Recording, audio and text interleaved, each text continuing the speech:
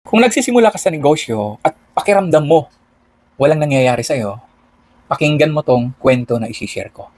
So ngayong hapon, no, yung kwento natin, all about Chinese bamboo.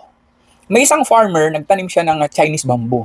No, araw-araw dinidiligan niya, chinecheck niya lagi kung may tumutubo na. After 1 year, wala siyang nakikita man lang na tumubo.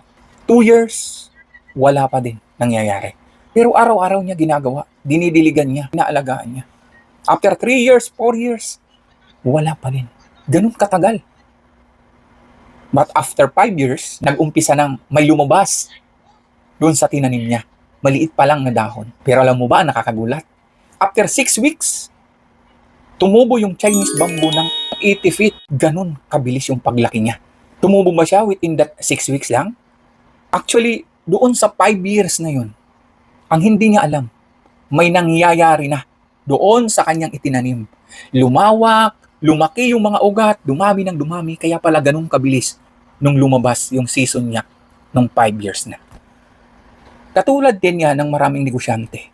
No? Minsan akala nila walang nangyayari. Pero ang hindi natin alam, dahil everyday tayo nag-aaral, lahat ginagawa natin sa negosyo natin, lumalalim na pala yung pundasyon natin.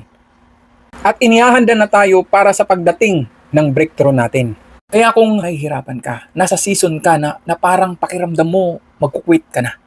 Kasi pakiramdam mo parang walang nangyayari. Ang masasabi ko lang sa'yo, ituloy-tuloy mo lang yan.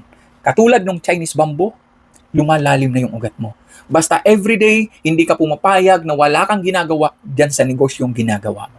Dahil pag ready ka na, darating na yung breakthrough mo, handa ka nang hawakan yung mga tao sa organization mo, handa ka nang tanggapin yung mga blessings na ibibigay sa'yo, one day, magugulat ka na lang.